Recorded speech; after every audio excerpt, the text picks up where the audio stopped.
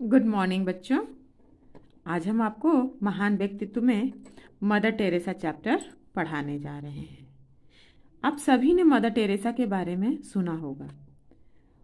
कहा जाता है कि वो बहुत ही दयालु और दूसरों की मदद करने वाली थी।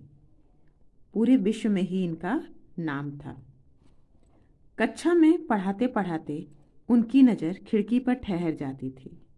स्कूल के पीछे एक झोपड़पट्टी थी जो कक्षा की खिड़की से साफ दिखाई पड़ती थी। उस झोपड़पट्टी में दुखी, अनाथ, फटेहाल तथा बहुत ही गरीब लोग रहते थे। वह रोज खिड़की से उनकी हालत देखती थी। उनका मन पीड़ा से भर जाता था। उन लोगों की दयनीय दशा देखकर उनके हृदय में सेवामयी माँ का भाव उत्पन्न हुआ।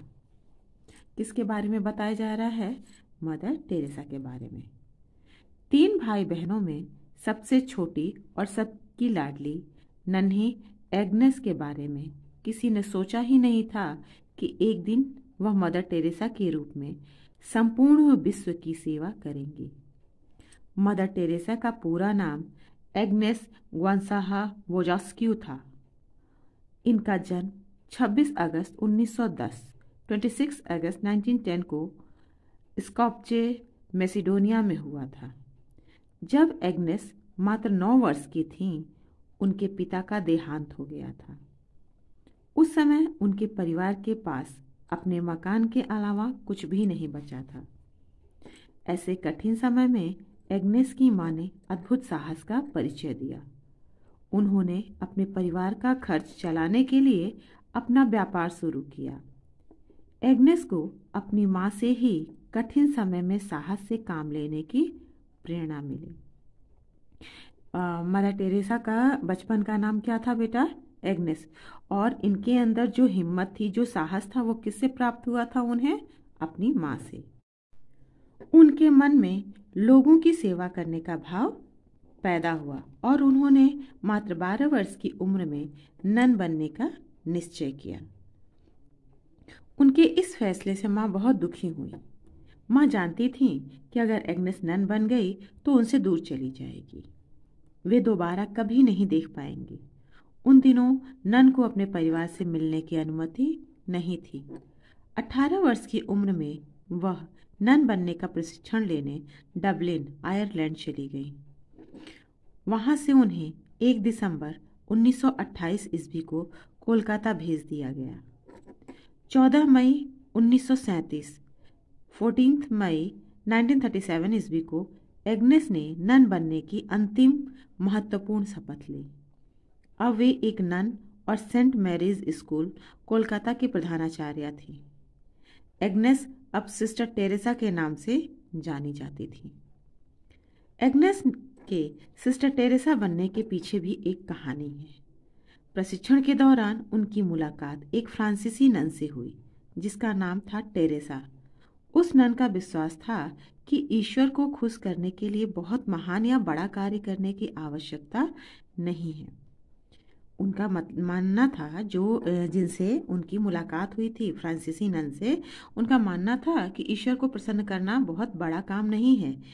इसके लिए क्या करना है? प्रसन्नता और आत्मीयता से छोटे छोटे साधारण कार्य करके भी ईश्वर को खुश किया जा सकता है। किससे? प्रसन्नता और आत्मीयता के छोटे छोटे साधारण कार्य करके भी हम ईश्वर को क्या कर सकते हैं? प्रसन्न कर सकते हैं। उन्होंने इसे लिटिल वे का नाम दिया। एग्नेस भी इस बात से बहुत प्रभावित हुई और उन्होंने अपना नाम बदलकर टेरेसा रख लिया। यही टेरेसा बाद में दीन दुखियों की सेवा करने के कारण मदर टेरेसा के नाम से प्रसिद्ध हुई। लोगों ने इनमें माँ का रूप देखा, क्योंकि जिस लगन और अपनत्व की भावना से ये पीड़ितों की सेवा करती थीं, वह कोई ममतामयी माँ ही कर सकती थी। क्योंकि ये बहुत ही, जो काम एक माँ कर सकती है, उतनी ही सेवा से, उतनी ही शिद्दत से ये लोगों की सेवा किया करती थी। 1947 ईस्वी में देश के बंटवारे के बाद बांग्लादेश से लाखों शरणार्थी भारत आए थे। उनकी दीनहीन दशा देखकर टेरेसा का हृदय द्रवित हो उठा। उन्होंने स्कूल छोड़कर पीड़ितों की सेवा करने का निश्चय किया। काफ़ी प्रयास के बाद 1948 ईस्वी में पोप ने उन्हें स्कूल छोड़ने की आज्ञा दी। अब टेरेसा नन की परंपरागत वेशभूषा से मुक्त हो गई। उन्होंने नीली किनारी वाली साड़ी पहनना शुरू कर दिया। आगे चलकर यह पहनावा सेवा भावी नर्सों की पहचान बन गई। सेवा भावी अर्थात सेवा से, क्योंकि सभी नर्सों का जो काम होता है ना बेटा, वो होता है लोगों की सेवा करना। उन्होंने एक जो वो साड़ी पहनती थी उस पहनावा को क्या माना गया कि वो सेवा भावी नर्सों की पहचान बन गई। सेवा भावी नर्सों की पहचान बन गई। कॉन्वेंट छोड़ने के बाद उन्होंने यह अनुभव किया कि केवल सांत्वना के कुछ शब्द व मुस्कुराहट से झोपड़पट्टी के लोगों का भला नहीं होगा। अतः उन्होंने पटना जाकर नर्स की ट्रेनिंग ली। ट्रेनिंग के बाद उन्होंने कोलकाता को अपना कार्यक्षेत्र बनाया। यहाँ उन्होंने यह भी अनुभव किया कि गरीब, असहाय व दुखी लोगों की सेवा करने के लिए समर्पण के अतिरिक्त धन की भी आवश्यकता होती है। कभी कभी हमारा मन होने के बावजूद भी अगर पैसे ना हो तो हम किसी की सेवा नहीं कर पाते।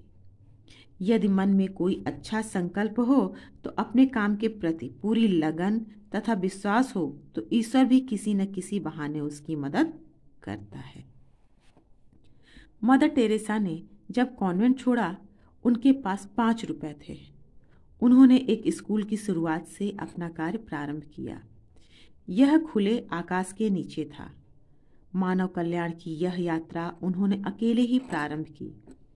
धीरे धीरे लोगों का सहयोग मिलता गया। अब बस्ती के लोग, चर्च के फादर और मदर टेरेसा के कई शिष्य उनके साथ थे। बस्ती में रहते हुए उन्होंने अनेक कार्य किए। उन्होंने कौन कौन से मुख्य कार्य किए ये यहाँ पे बताया गया है। मदर टेरेसा और उनके सहयोगियों ने घर व होटलों से बचा हुआ खाना इकट्ठा करके गरीबों को खाना खिलाने का प्रबंध किया। क्या करते थे, जब होटलों में या घरों में जो खाने बच जाते थे वो लोग लाके गरीबों को खिलाते थे।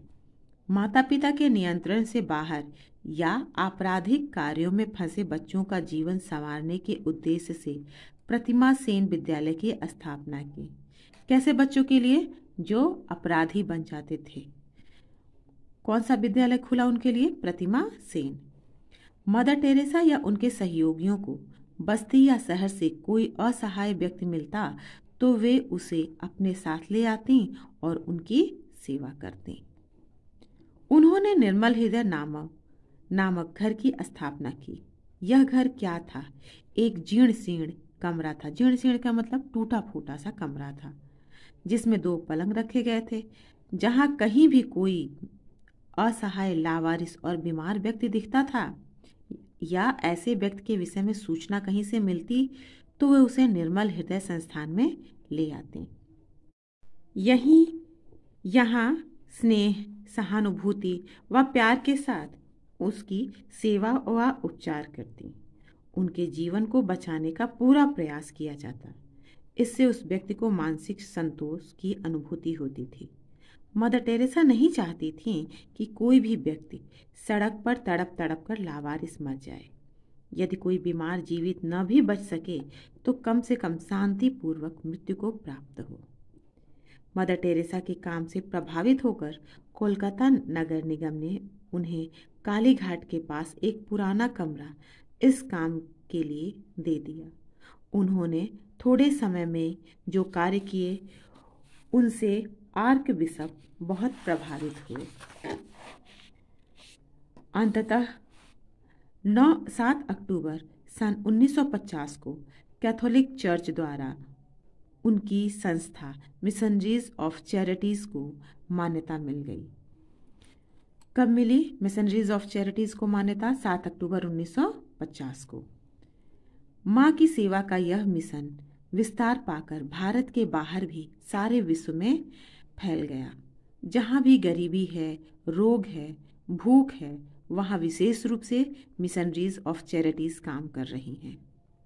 ऐसा नहीं है कि मानव सेवा की उनकी यात्रा बहुत सरल रही हो। मदर टेरेसा को अनेक कठिनाइयों का सामना करना पड़ा। उनका कहना था कि अगर लोगों के विरोध के कारण मेरी मृत्यु भी हो जाए तो मुझे संतोष होगा, कि मानवता की सेवा करते हुए मुझे प्राण त्यागने पड़े। ठीक है। मदर टेरेसा द्वारा संचालित कुछ संस्थाएं। उन्होंने कौन कौन सी संस्थाओं का संचालन किया? पहला था निर्मल हृदय। यहाँ पे वृद्ध, अपाहिज, अनाथ तथा बीमारों की सेवा तथा शेष जीवन बिताने की व्यवस्था थी। ठीक है। यहाँ पे कैसे लोग रहते थे? बूढ़े लोग रहते थे, जो अपाहिज थे और जो अनाथ थे। दूसरा, शिशु सदन। यहाँ अनाथ, अपंग, समाज तथा माँ बाप के द्वारा त्यागे गए अवांछित बच्चों का पालन पोषण होता, उनकी शिक्षा दीक्षा का प्रबंध होता। अगर कोई बच्चा गोद लेना चाहे तो जांच पड़ताल कर संतुष्ट होने पर बच्चा गोद दे देते हैं। तीसरा, प्रेम घर शांति नगर। कुष्ठ रोगियों के पुनर्वास के लिए ये बस्तियां बनाई गई। यहाँ रोगी अपना इलाज कराते हुए शांतिपूर्वक प्यार भरे वातावरण में रहते हैं और स्वास्थ्य लाभ करते हैं। स्वस्थ होने पर उन्हें दस्तकारी सिखाई जाती, जिससे उनमें आत्मनिर्भरता तथा आत्मसम्मान की भावना पैदा हो। मदर टेरेसा सारे काम अपने हाथ से करती थी। उन्हें किसी काम में कोई शर्म नहीं थी। मदर टेरेसा रोगियों का मलमूत्र भी साफ करने के लिए किसी अन्य को नहीं कहती थी। वे स्वयं अपने हाथों से यह कार्य करती थी। उनका जीवन सादा और सरल था तथा वे बहुत परिश्रमी थी। कभी कभी वह सुबह 8 बजे बाहर निकलती और शाम 4 या 5 बजे लौटती थी। अक्सर इस बीच एक बूंद पानी भी नहीं पीती थी। यहाँ तक कि 70 वर्ष की आयु में भी वे 21-21 घंटे काम करती थी। वे बहुत दृढ़ और निर्भीक महिला थी। पवित्र हाथ। अमेरिकी सीनेटर कैनेडी ने एक बार भारत स्थित शरणार्थी शिविरों का दौरा किया। एक शिविर में उन्होंने देखा कि मदर टेरेसा एक असहाय बीमार व्यक्ति की सेवा में लगी हुई हैं। रोगी उल्टी, दस्त व खून से लथपथ पड़ा था। मदर टेरेसा पूरी तन्मयता मतलब पूरी एकाग्रता से उसकी सेवा सफाई में लगी थी। कैनेडी यह दृश्य देखकर बहुत प्रभावित हुए। वे मदर टेरेसा के निकट जाकर श्रद्धापूर्वक झुककर बोले, क्या मैं आपसे हाथ मिला सकता हूँ? मदर टेरेसा अपने हाथों को देखकर बोली, ओह, अभी नहीं, अभी मेरे हाथ साफ नहीं हैं।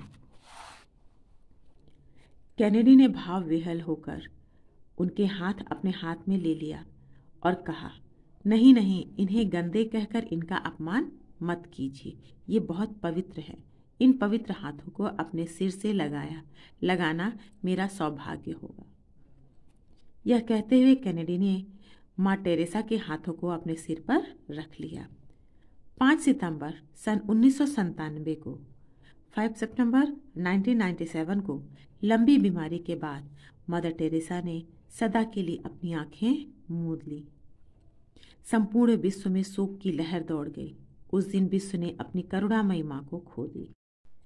कोलकाता की सड़कों पर लोग फूट फूट कर रो रहे थे।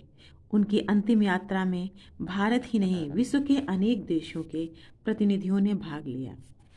मदर टेरेसा को उनके सेवा भाव तथा निस्वार्थ कार्यों के लिए भारत तथा विश्व के कई देशों और संस्थाओं ने उन्हें बड़ी बड़ी धनराशियां दी और अनेक पुरस्कारों से सम्मानित किया। मदर टेरेसा को जो भी दान पुरस्कार मिलता वह सब का सब सेवा कार्यों में लगाया जाता था। यद्यपि मदर टेरेसा भारतीय नागरिक बन चुकी थीं, फिर भी वे संपूर्ण विश्व को अपना घर मानती थीं। एक बार विदेश यात्रा से लौटकर आने पर एक पत्रकार ने पूछा, सुना है आप अपने देश गई थी? माँ ने उत्तर दिया, अपना कौन सा देश? मेरा देश तो यह भारत ही है। वैसे मनुष्यता के नाते सारा विश्व ही मेरा देश है। मेरे लिए अब मैं और मेरा की कोई सीमा नहीं है। जहाँ भी दुखी, पीड़ित, अनाथ, असहाय मनुष्य दिखेगा, मैं उसकी हूँ, वह मेरा है। यद्यपि आज मदर टेरेसा हमारे बीच नहीं है, फिर भी उनका यह संदेश दुनिया के हर व्यक्ति के लिए प्रेरणा स्रोत है। आपको विश्व में जहाँ कहीं भी दुखी, रोगी, बेसहारा, अनाथ, बेघर, असहाय लोग मिले, वे आपका प्यार पाने के हकदार हैं। उन्हें आपकी मदद चाहिए। जाति और धर्म पर विचार न कर उन्हें एक मनुष्य के नाते दी गई आपकी मदद, आपका प्यार मानवता का सिर ऊंचा कर देगा तथा आपको अपूर्व मानसिक सुख तथा शांति मिलेगी। इसी में जीवन की सार्थकता है। ये किसने कहा था? मदर टेरेसा ने। उन्हें कौन कौन से पुरस्कार मिले थे बेटा, ये आप ध्यान से पढ़ भी लीजिए और समझ भी लीजिए। पहला पुरस्कार उनको मिला था इंग्लैंड की महारानी द्वारा ऑर्डर ऑफ ब्रिटिश एम्पायर। दूसरा, इंग्लैंड के राजकुमार फिलिप द्वारा टेम्पल्स पुरस्कार। तीसरा, अमेरिका सरकार द्वारा जॉन एफ कैनेडी पुरस्कार। भारत सरकार द्वारा श्री जवाहरलाल नेहरू शांति पुरस्कार। भारत से ही उन्हें भारत सरकार द्वारा पद्मश्री व भारत रत्न पुरस्कार 1980 में उन्हें मिला था। पोप छठे द्वारा पोप शांति पुरस्कार और नोबेल पुरस्कार उनको मिला था 1979 में। बेटा, उन्हें कितने पुरस्कार मिले थे ये सब आप अच्छे से समझ भी लेंगे और अपनी कॉपी में नोट भी कर लेंगे। नन का मतलब होता है कैथोलिक धर्म के अनुसार ऐसी महिलाओं को नन कहा जाता है जो अपना घर परिवार त्याग कर आजीवन समाज सेवा का व्रत लेती हैं। किन्हें कहा जाता है? जो पूरी उम्र समाज सेवा का व्रत लेती हैं, उन्हें क्या कहा जाता है? नन। कॉन्वेंट का मतलब होता है ननों के प्रशिक्षण केंद्र को कॉन्वेंट कहा जाता है। यहाँ उन्हें शिक्षा के साथ साथ सामुदायिक सहभागिता, सेवा भाव एवं आराधना के गुणों की शिक्षा दी जाती है। मिशनरीज ऑफ चैरिटीज यह एक संस्था है जिसका उद्देश्य गरीबों, पीड़ितों और रोगियों की सेवा करना है। ठीक है बेटा, इन तीनों को आप अच्छे से समझ लीजिए। ये चैप्टर आप एक बार फिर रीड कर लीजिएगा। इसके क्वेश्चन आंसर हम आपको पीडीएफ के थ्रू भेज देंगे। और बेटा, सारे के सारे चैप्टर आप अपनी फेयर कॉपी पे कंप्लीट कर लीजिएगा क्वेश्चन आंसर। ठीक है ना बेटा? Thank you.